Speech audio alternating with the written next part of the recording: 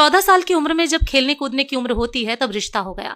उस समय में सभी की लड़कियां 12-13 वर्ष में ही ब्याह दी जाती थीं। शादी का मतलब भी नहीं पता होता था, बस ये सोचकर खुश होते थे कि नए नए कपड़े मिलेंगे। माँ थी नहीं तो पिताजी ने बस जो थोड़ा सा घर का कामकाज सिखाया वही आता था। शादी का दिन आया और बस सारी रस्मों के बाद विदाई का वक्त भी आ गया। रोते रोते डोली में बैठकर ससुराल पहुंच गई। इतनी आलीशान हवेली देखकर मन ही मन बहुत खुश हुई। तभी सासू माँ की आवाज आई, अरे जल्दी से कलश लाओ, बहू आ गई है। और मैंने घूंघट की आड़ से अपनी सास को देखा। आंखों से एकदम सख्त मिजाज की लग रही थी मुझे। सच मानो थोड़ा डर गई थी। उन्हें देखकर सारी रस्में खत्म होते होते रात हो गई थी। बिस्तर पर लेटते ही नींद आ गई। सुबह सुबह नौकरानी ने आकर जगाया था कि चलो रसोई बनाने की रस्म है। तैयार होकर रसोई में गई और खीर बनाई। सबने तारीफ भी की, पर सासू माँ ने कमी निकाल दी, साथ ही साथ हिदायत भी दे दी कि अब बचपन छोड़कर कुछ काम काज सीख लो। 15 दिन बाद मेरे साल बीत गए और मैं 16 की हो गई। अमर की भी स्नातक की पढ़ाई पूरी हो गई थी। आज अमर वापस आ रहे थे। सासू माँ सुबह से ही तैयारी में लगी हुई थी।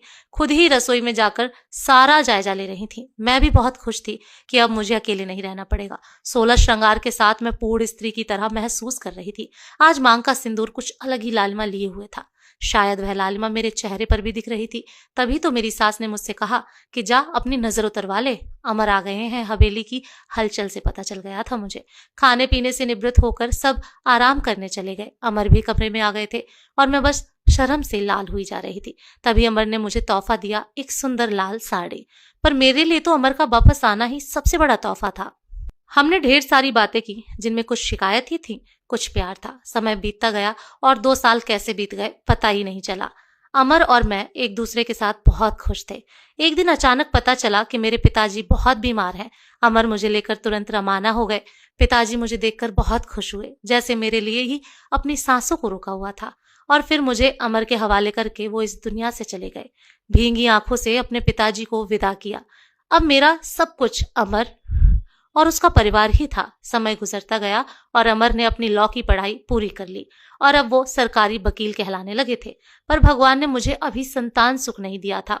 अभी तो सासू माँ दबी जुबान में बोलती थी, पर धीरे धीरे उन्होंने अपना रुख कड़ा कर लिया। अमर बहुत व्यस्त रहते थे अपने काम में, सो वो मेरे पीछे सारा दिन पड़ी रहती। धीरे धीरे सारे गांव में ये बात फैल गई कि हवेली की बहू बांझ है। तीर की तरह चुभता था ये शब्द, पर कुछ कह नहीं पाती थी। सिर्फ आंसुओं से दिल हल्का करती थी। अमर मुझे दिलासा देते थे, पर लोगों का व्यवहार अंदर ही अंदर मुझे खोखला कर रहा था। अभी मेरी उम्र ही क्या थी, सिर्फ 19 साल, और लोगों ने मुझे बांझ बना दिया। बचपन से ही शरीर से दुबली पतली थी मैं। फिर माँ मरने के बाद ठीक से पालन पोषण भी नहीं हो पाया था।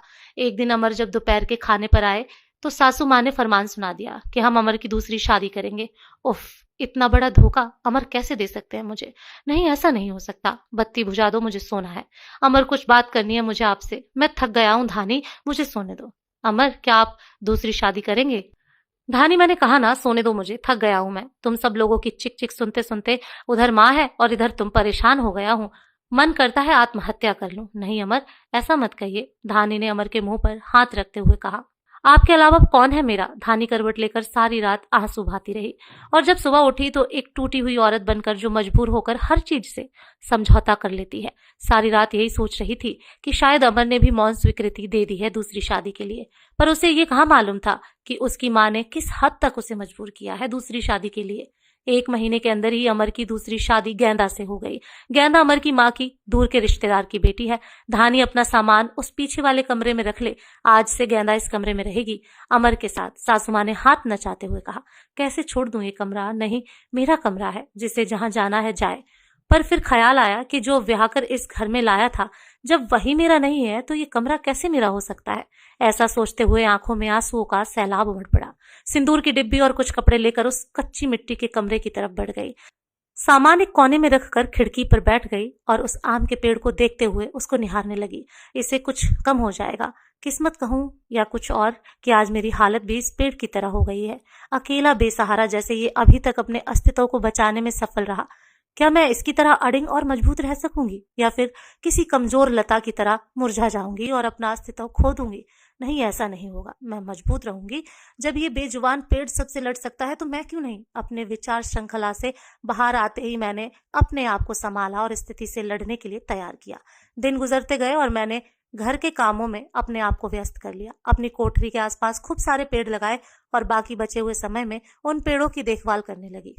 साथ ही उस आम के पेड़ की खास देखभाल करती थी। गेंदा एक सुलझी हुई लड़की है। वो जब भी मुझसे बात करने के लिए आती, मेरी सासू माँ उसे बहाने से बुला लेती।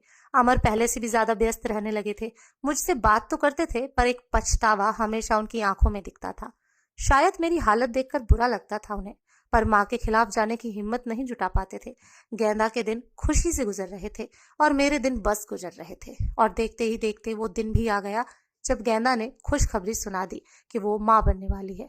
पूरी हवेली में त्योहार जैसा माहौल हो गया। सारे नौकरों में तोहफे बांटे जाने लगे। मैं भी बहुत खुश थी कि चलो अच्छा है, अब घर में एक नया मेहमान आएगा और शायद मेरी जिंदगी का सूनापन कम हो जाए। गेंदा बहुत कमजोर थी और उम्र भी 16 साल। उसे बहुत तकलीफ होती थी।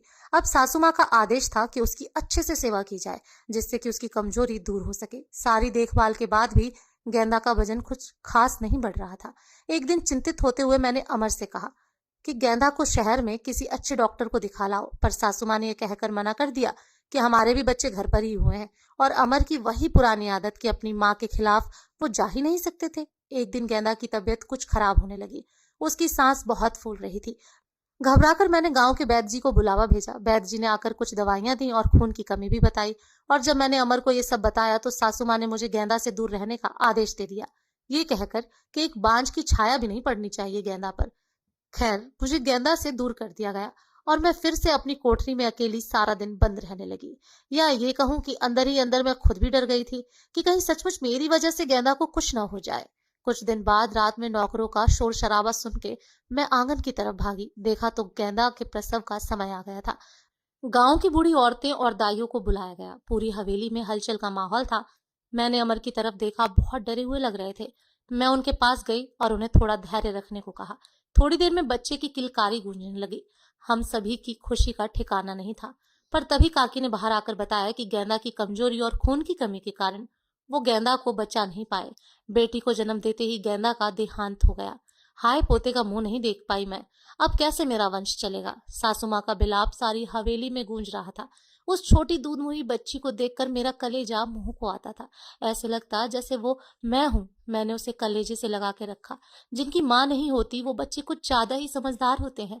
शायद जरा भी परेशान नहीं करती थी वो मुझे, बस दूध पीते ही सो जाती थी। सासू माँ का वही राग चलता रहता कि लड़कियों से वंश नहीं चलता है, पर अब शायद किसी को फर्क नहीं पड़ता था। अमर अब पहले से खुश रहने लगे थे। ऑफिस से आते ही मेरे कमरे में आते और गुड़िया को खिलाते। मुझे भी अमर को खुश देखकर अच्छा लगता था। साल बीत चुका था गेंदा को गए हुए और गुड़िया को आए हुए। आज गेंदा की बरसी है। हवेली में छोटी सी पूजा रखवाई है। पंडित जी के आते ही सासू माँ ने प्रश्न किया, क्या मैं जीते जी पोते का मुंह देख पाऊंगी। और पंडित जी ने उसके लिए कुछ ग्रह शांति के उपाय बताए। सासू माँ चल दी पंडित जी को हवेली दिखाने और सारी हवेली की शुद्धि कराने। मेरी कोठरी के पास भी गई और पंडित जी को वो बांझ पेड़ भी दिखाया। पेड़ देखते ही पंडित जी का मुंह बन गया और उन्होंने कहना शुरू कर दिया कि इसी मनहूस पेड़ की वजह से हमारे घर में बेटा नहीं है। जितनी जल्दी हो सके इसे कटवा दो। अब मेरी बर्दाश्त की हद हो चुकी थी। मैंने अमर की तरफ देखा, पर मुझे नहीं लगा कि वो मना करेंगे और सासू माँ ने तुरंत नौकरों को बुला लिया कि आज इस पेड़ को काट ही डालो। मुझे कुछ समझ नहीं आ रहा था कि क्या करूं, कैसे अपने सुख दुख के साथी को बचाऊं। जैसे ही वो कुल्हाड़ी लेकर पेड़ काटने लगे, मैं फुर्ती से भागकर उस पेड़ से लिपट गई और विनती करने लगी कि पेड़ को छोड़ दो, पर वो लोग नहीं मान रहे थे। मैं रोती जा रही थी, पर किसी को तरस नहीं आ रहा था। तभी किसी ने मुझे खींचकर धक्का दिया और मेरा सिर पत्थर से टकरा गया। सिर से खून की धार निकल रही थी। ये देखकर अमर से रहा नहीं गया और उन्होंने सबको वहां से हटा दिया और तुरंत मुझे अस्पताल ले गए। मलहम पट्टी के बाद मुझे कुछ होश आया। डॉक्टर साहिबा सामने खड़ी थी और अमर को कुछ समझा रही थी। सासू माँ भी वहीं थी और उनके चेहरे से पता चल रहा था कि उन्हें अपने किए पर अफसोस है। डॉक्टर, क्या अब हम इन्हें घर ले जा सकते हैं? अमर ने पूछा। हाँ, अब आप इन्हें ले जा सकते हैं, पर ख्याल रखिएगा कि अब ऐसा दोबारा ना हो, क्योंकि ऐसी हालत में ऐसे गिरना ठीक नहीं होता। ऐसी हालत? डॉक्टर, क्या हुआ है इसे? अमर ने घबराते हुए डॉक्टर से पूछा। अरे, आप लोगों को नहीं पता? अब ये माँ बनने वाली हैं, तो इनका अच्छे से ख्याल रखिएगा। ये सुनकर किसी को भी यकीन नहीं हुआ। सब बस एक दूसरे को देखे जा रहे थे और मैं तो बिल्कुल यकीन नहीं कर पा रही थी। सासू माँ की आंखों में पछतावे के आंसू थे। मेरे सर पर हाथ रखकर बस इतना ही कह सकी कि मुझे माफ कर दो, और मैं मुस्कुरा कर उनसे लिपट गई, जैसे मैं अपनी माँ से लिपटी हूँ। पूरे 9 महीने मेरी सासू माँ ने मेरा बहुत ख्याल रखा और मैंने उस पेड़ का। आज मेरी डिलीवरी होनी थी, सासू माँ समय से मुझे अस्पताल ले गईं ताकि जो गलती उन्होंने गेंदा के समय में की थी वो अब ना हो। बधाई हो, आपके पोता हुआ है। नर्स ने सासू माँ को खबर सुनाई और सासू माँ ने हाथ से अंगूठी निकालकर नर्स को दे दी। वो खुश थी, पर इस वजह से नहीं कि पोता हुआ है, बल्कि इस बात पर कि मैं बिल्कुल ठीक हूँ। हवेली में धूमधाम थी, सब खुश थे कि हमारा परिवार पूर्ण हो गया था बेटी और बेटे के आने से। और एक खुशी कहीं और भी पनप रही थी, वो उस आम के पेड़ में फल आ रहे थे। शायद हम बहुत जल्दी चिंता करने लगते हैं फल मिलने की, पर हर चीज का एक समय होता है। कुपोषित शरीर हो या पेड़, दोनों ही फल नहीं देते। दोस्तों, आपको ये कहानी कैसी लगी कमेंट करके जरूर बताएं।